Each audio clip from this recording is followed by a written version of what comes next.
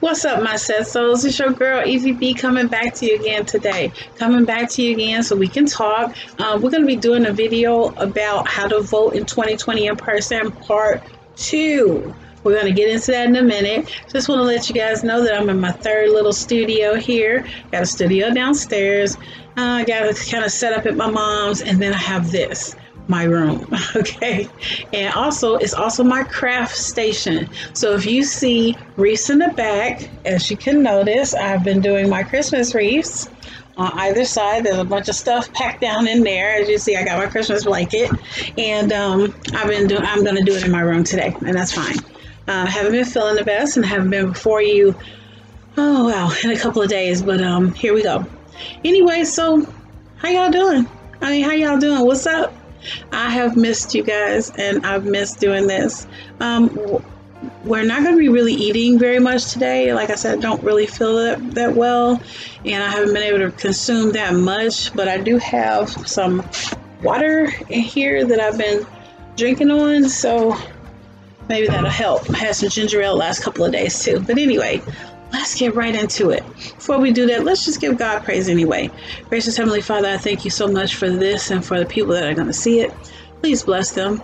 Bless them all and keep them safe. In Jesus' name I pray. Amen. Amen. Once again, how y'all doing? I'm doing okay. I'm doing okay, and I'm grateful to be here again before you today. Like I said, we're going to be talking about how to vote in 2020 in person, part 2. And the reason why we're going to be talking about that today is because we have a lot of new voters. If you're 18 and this is your first time voting, this is for you. If you're 17 and you're going to be 18 before the election, before November the 3rd, you can also register to vote. So I'm going to be talking about registering to vote today for the very first time, because for some, it can be a little daunting. It can be a process, but it doesn't have to be a process that's harsh for you or gives you any kind of grief, because what I'm going to do is give you the rundown of what you need. So when you stand in line, you get all the way up to the front. You don't get turned around because you don't have proper ID or anything of that nature, and you actually know what's about to happen. Let's get right into it. Okay, this is about election day registration. As an election judge or an administrative judge, they gave us a book, a manual on things to do and what to accept. Let's get into it. When you register to vote for the very first time, the reason why that's so important is because we need to establish who you are, your signature, so they can be into the system, so the next time you don't have to go through that, and then also an address and a phone number for you. We're going to put those information into the system so that next time when you give us your ID, we put it in an ID card reader, all your information will just pop up. You don't have to do that. But in order to register to vote, you need some identification. We covered that in part 1, bring ID. But you say, what kind of ID? What if I don't have a driver's license? What if I lost my ID card? Can I still vote? And the answer to that is yes, you can still vote, but you're still going to need some form of identification. Let's give a rundown of things that you can actually use. Okay, you can use your Illinois driver's license with current address, like I said before, or your state ID. Let's say you don't have that. You have a bank statement. That bank statement tells us that you went to the bank, presented ID in order to open a bank account. So that counts. You can use that. You can also use a lease, a rental contract with your landlord. You can use first class mail, which is addressed to the voter, which would be you. Any kind of first class mail, government mail, state issued, anything like that. Any other government document that you have, Social Security information that you have, SSI, etc. You can use a payroll check with your current address. That establishes, one, you got a job, and then 2, you had to show ID to get that, so you get your money on that W-2, and then at the end of the year, you can draw income, from that. So that qualifies as an acceptable form of ID for us. You can also use a utility bill in your name, but it has to be within the last 90 days, okay? The last 90 days, and the last 30 days. Forgive me, the last 30 days. And that establishes that you're there in that place paying that bill, and it's recent and we can use it. Now, you need 2 forms of identification in order to register to vote. two forms, not just your ID. You need something else. So like I said, a couple of those things will fit in there. Your driver's license, social security card, your driver's license, your rental lease, your ID, and a payroll check. You can even use your library card.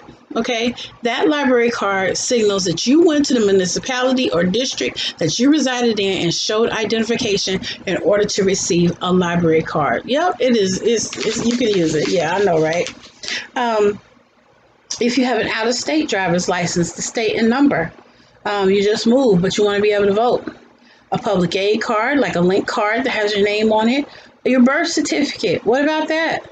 If you belong to a professional membership of any kind, like a credit union, or like a union at work, okay? If you have a credit card, an employment, a student ID. Student ID's got your picture. You be like, yeah, that ID. You can use that ID as well. You can use, like I said, a valid a passport.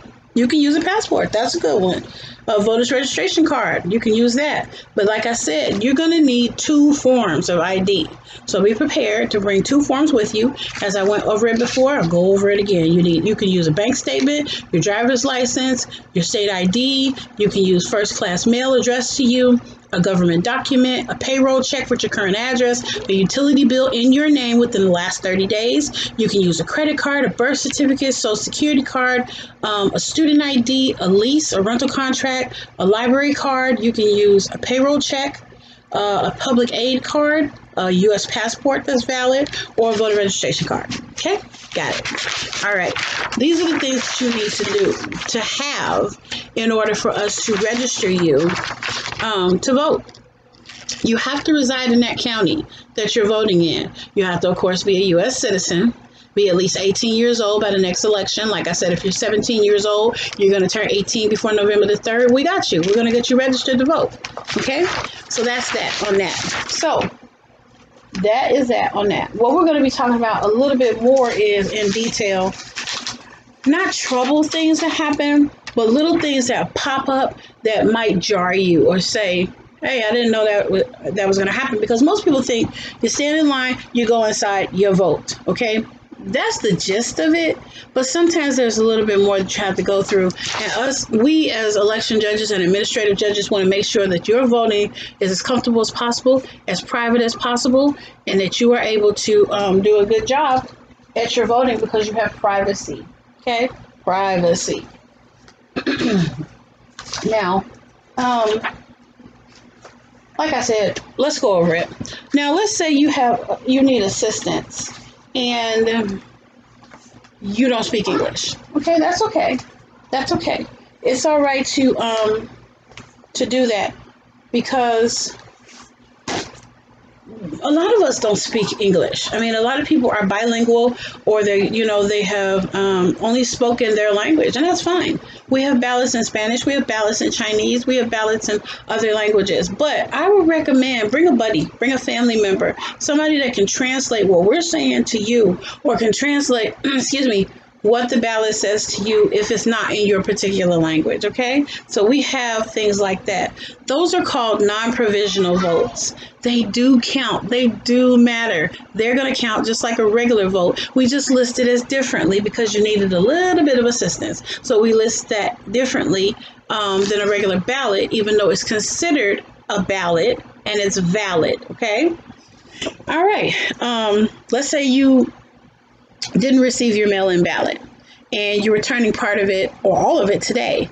That is also a different kind of vote, because the system says you got it, potentially mailed it, you didn't. So now you're showing up with it and you want to give it to us. Okay, well, it's still going to count because we got it. We're just going to list it as a provisional ballot because there was a little bit something different about it, okay? So in that case, we would give you a pink piece of paper that you would need to sign, indicating that you did not receive a ballot and that you want to vote today in the election, okay? No problem. Easy can do. All right, let's talk about name changes. Let's say you're Sally Johnson, but you got married or divorced. Congratulations on either. And you're now Sally Watkins. Again, or new Sally Watkins. Either way, your name has changed. So what we need to do is get it in the system. Bring identification. Let's say you just got married. You haven't had a chance to change it. Bring identification that you have. And then if you have your marriage license, bring that with you. That we can also use that as identification to say, hey, Sally Watkins, she used to be Sally Johnson, but she changed her name. We're going to change it in the system for you. So the next time you come in, your name's going to be right. Okay, we covered that. Let's talk about signatures. And I know you're like, why would you talk about signatures? Signatures are important. Your signature is exclusive to you. Now, there are some people that can sign like you sign. However, when you register in the system, like I told you before, we put your ID in the card reader. Not only does your address pop up and your phone number, but also your signature pops up before us. If that signature doesn't match the signature you put in the voter book or anything that you're signing with us, we're going to kind of question it. So be as legible as you can and go ahead and write your name the best way you can. Sign your name like you would on your driver's license or your state ID. Go ahead and do that. There will be no problems, okay? All right, so we covered signature, right? Be legible. Don't be sloppy. Do the best you can. Okay. All right, so let's say you're an early voter. And that's great. You did your duty. You came in early to do your voting. I voted early. I voted by mail-in ballot, and that's fine. If you came in early, we would still list it as a provisional ballot because you came in early to vote, and that's okay. Only if it's said that you voted early, but you didn't vote. You see what I'm saying? Other than that, early ballots are considered regular ballots. No problem. Either way, it's going to count. And you know, I told you guys before, your voice matters, your vote matters. You matter. And we want to make sure that you have the most comfortable time. You're going to be standing in line. You're going to have to wait. I believe I told you before, bring a chair, bring a snack. Ain't nobody mad if you bring a chair. The only thing they're thinking about is, I should have brought me one too. Nobody cares. Be comfortable while you're there. Now, the weather's been getting kind of iffy around here. It's been raining. It's got the wind. You know, it's cold. So dress appropriately. Okay? You can always take layers off, but you can't always put layers on if you don't have it. So dress accordingly. We're trying to do things as swift as possible and make sure that you can get through the process as soon as possible. Now, what I want to talk about next is the fact that you have so much equipment. Remember I was telling you guys we have the audio ballots, and there are people, like I told you, that learn visually or they learn auditorily. And I have my audio ballot folder here. Let's talk about that a little bit. Now, with the audio ballot, all it is you're sitting down at the audio ballot station. You're going to be provided with headphones. You're going to put the headphones on, and they're attached to a Velcro strap. You're going to plug it into the jack, and then you're going to insert your activation card, which we also give to people that use the computer screens, but you're going to have one too. That identifies that it's you're voting, and it's going to record the way you vote. So once you do that, it's going to make you choose your language. You're going to hear all of this. It's going to tell you the pink up arrow is to go up, and the purple down arrow is to go down. You're going to go through the candidates in the desired language that you select that we have for you, and you're going to vote that way. Okay, that is simple, easy peasy. Because some people, like I said, they don't want a paper ballot, and they can't exactly do the touch screen the way they want. They'd rather hear it and respond that way. And like I said, we're making it where you can do pretty much the way you need to do, as long as it's legal, and that your ballot can count. So don't be surprised about the ways that we can help you. That's what we're there for. We're there to assist you through this process. And it's really not that bad. It's about standing in line, taking your God-given right, your right as an American citizen to be able to voice your choices for the candidate that you choose without being influenced by us or anyone else around you, okay? So that's what we're going to do. And like I said, we just covered the audio ballots, and I think that's good. What I wanted to talk a little bit about was poll watchers. I'll try to find that in my book. Because the president has indicated that he wants people at the polls watching. Now, why he wants to do all of that, I don't know. He thinks it's going to be voter fraud. I don't think so. I mean, I guess there's a way people could do voter fraud if they really, wanted to get into the system. But that's not what we're here for. Everybody that's standing in line, I truly believe they really want to vote. They want to voice their choice. And the president will try to scare you and say that, mail-in ballots are bad. No, they're not. He used mail-in ballots to get into office. Now, all of a sudden, they're bad? No, don't be fooled. Don't listen to the rhetoric. Listen to yourself. If you want to do it that way, you go ahead and do it that way. There's nothing wrong with that. So, but if you want to come in, there's nothing wrong with that either. Okay? So, once we get set up, the polls open at 6 a.m. So pretty much we tried to set up the day before or maybe even 2 days before, but we don't always get a choice to do that. So, but we definitely have to be open by 6, okay? Because 6 a.m. is the earliest that you can vote, and the polls don't close to 7, okay? So you got from 6 a.m. to 7 p.m. in order to cast your vote, and we're there to help you every step of the way. So let's talk about poll watchers. Poll watchers are there to watch. They're there to record things if they need to for their particular municipality. And what I mean by that is that, hold on for just a second. Let me see if I can give you a better definition of poll watchers. Because here in the book, it gives you such a good description of poll watchers. I just say that they're people that are there to watch. They do record some things, and that's fine.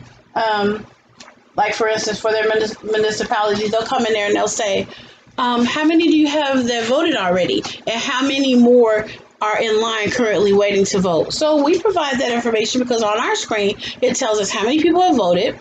It tells us in our booklets, too, because we keep a sticker of everyone that comes in. And then it also tells us how many people are actually waiting in line to cast their ballot. Okay? So, and that's good. But anyway, different poll watchers, it doesn't matter what kind of poll watcher you are, you need credentials. When I say credentials, you're not allowed to come into the polling place without them. You need to come in and have your district, the clerk of your district, give you a signed piece of paper with the stamp on it indicating that you are a poll watcher. You need to provide those credentials to us, and then we will let you come in. You cannot influence anybody. You don't get to tell anybody who to vote for. You can observe. You can sit behind an election judge and observe. You can question a voter's signature if their signature doesn't match specifically. I mean, it has to be pretty bad for there to be a challenge of some sort. But, they are allowed to observe that. What they are not allowed to do is influence anybody, tell anybody who to vote for, walk you back there themselves, and, try to help you. That's not their job. That's our job. But even as our job, I can't tell you who to vote for, okay? You need to research your candidates, which we said before, and you are not just coming in there to vote for the presidential election. You're coming in there to vote for judges, for different people, state's attorneys, anybody that's running in that race. You are voting for, not just the president of the United States. So keep that in mind when you go in. Research your candidates before. Know who it is that you want to vote for. There are people in your neighborhood that have been doing their job. There are people in the news that have been doing their job. And there are people in the news and the neighborhood that have not been doing their job. They haven't earned anything from you. They haven't earned your vote. So don't feel obligated just because they're the state representative or your mayor or your alderman that you feel like you have to vote for them. That's untrue. Vote for people that do something for your community. Vote for people that are actively trying to combat racial injustice. Vote for someone that's actively trying to make sure that you have good health care, that the economy is going to work for all of us, not just for them. Okay? Let's talk about that. This is not the election to sit out, okay? It's not. It's not the election to sit out. The president will tell you that, like I said, all these ballots don't matter. Don't listen to him, because do not let your president get you arrested, okay? Because if you come in there, like he said, just sitting around trying to watch people, no, we calling the police. We're calling the police because you're distracting. You're not supposed to be officially there, and we don't do that. You want to vote, come in and vote, and then go home or go wherever you're going to go. But you're not going to come in and influence other people, scare tactics, trying to tell them who to vote for. You cannot do that legally. You cannot. Okay? Any candidates need to be at least 100 feet away from the polling place. Now, maybe 100 feet away is in the street. They can talk to people in the street if it's 100 feet away from the polling place. However, they can't come in and be talking to people. They can't do that. They can come in and observe and then leave. Okay? We have police officers that come through. Sometimes we have state attorneys. Sometimes we have regular attorneys. We have the poll watchers. And let's say the poll watcher decides to leave. Can they come back without credentials? Yes, they can. If we already identify that they have credentials and we've taken them and we've put them in the proper place and we recognize them, then when they come back, we can say, oh, okay, you were here before. Okay? So voting is not as daunting as you think. New voters, research your candidates. Know who you want to vote for. Don't get nervous. It's a matter of preparation. Bring your ID. Be comfortable in line. Please wear your mask. Social distance. Don't forget about that. You're standing in line with all these people. You want to make sure you're protecting yourself and your family. We're going to make sure that you come in as smoothly as possible. You come in, you go out. We want to make sure that your transition is great and that there are no problems, no hiccups. If there is a problem and you do have a question, don't be afraid to ask. You're not asking a dumb question. You're asking a question.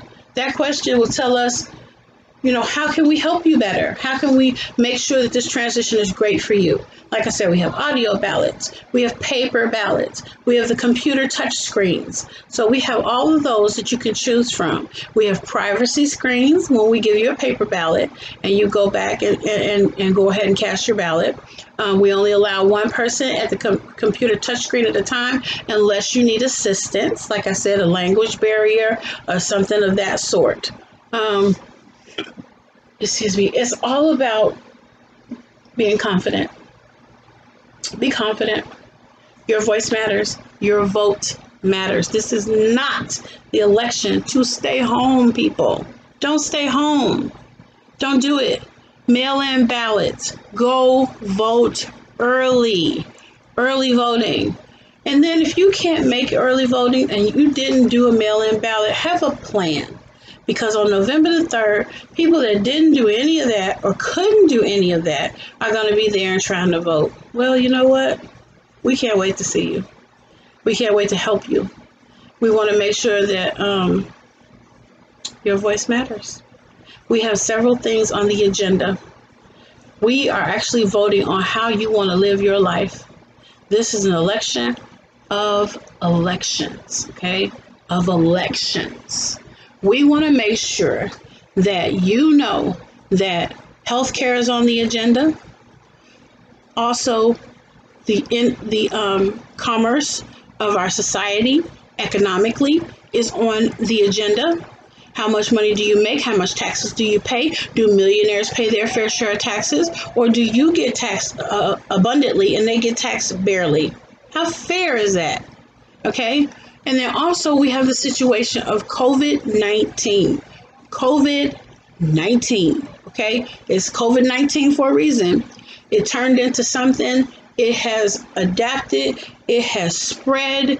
It has mutated. People are sick.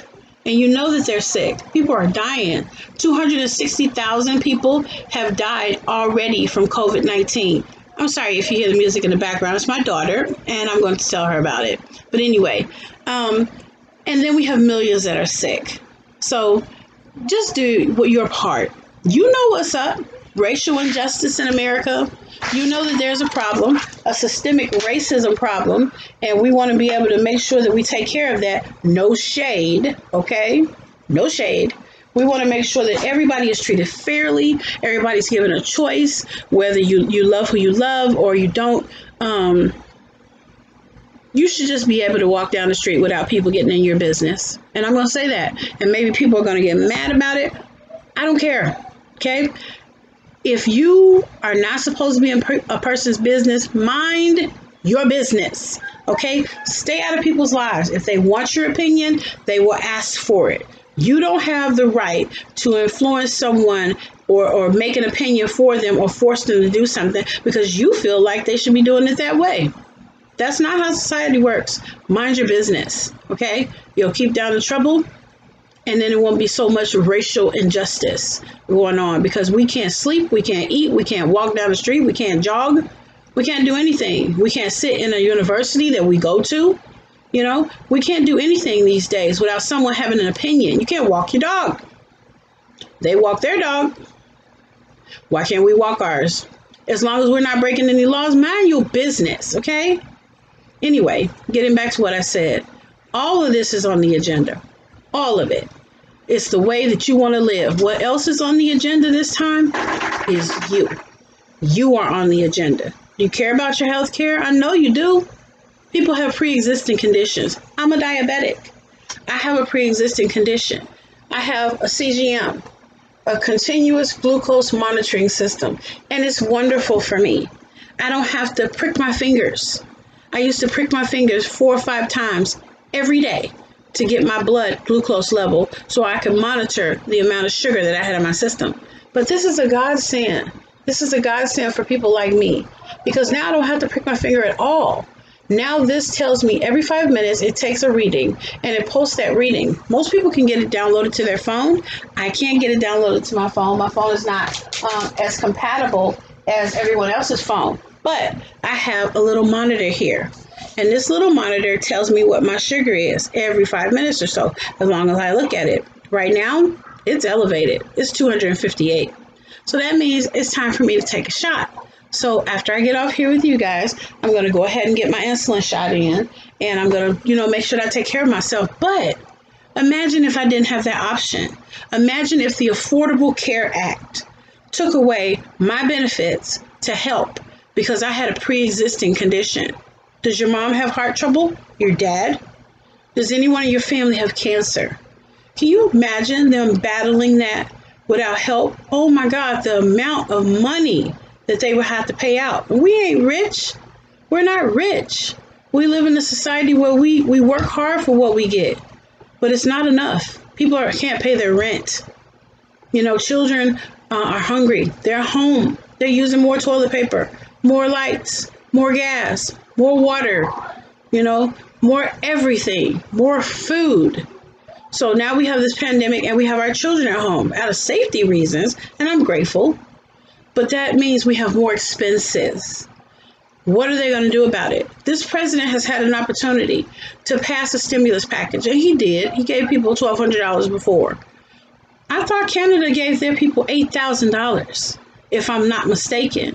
And I'm not saying everybody needs $8,000, but look at it. People are behind in their rent. They're getting evicted, okay? Where are they going to go? All these food pantries are bombarded with people that need groceries. My church gives out groceries every week. Salem Baptist Church of Chicago with Pastor, James T. Meeks here in Chicago. They give out food every week because they know that people are hurting. People are hungry. There's no greater shame than a president that can't make sure that people in America are not suffering like this. And it's not just African Americans. It's African Americans, it's Latinos, it's, indigenous people. We are disproportionately affected by everything that's happening around us. And then on top of that, we got systemic racism, okay? We want a fair game. We want all the pieces on the board so we can see just like they do. We want to be able to play a fair game. This is about you. You matter. That's right, I'm talking to you. Your voice counts. Use it. November the 3rd is around the corner. Go vote early, okay? Do your job. We appreciate you. Please like, share, and subscribe to this channel. Let everyone know what your girl is doing over here. I'm having a real conversation about things that are relevant and things that are inspiring and things that are encouraging to you and knowledgeable for us. Okay? The subject is the subject. You guys know that I love you. I love you. I love you. I love you. This channel would be nothing if it wasn't, if you weren't here, So I appreciate that greatly. I want all of you to have a great week. Have a great week. Don't worry, things will get better. They will. But you know what? We got to try to make them better. So get out there and vote. Okay? Bye-bye.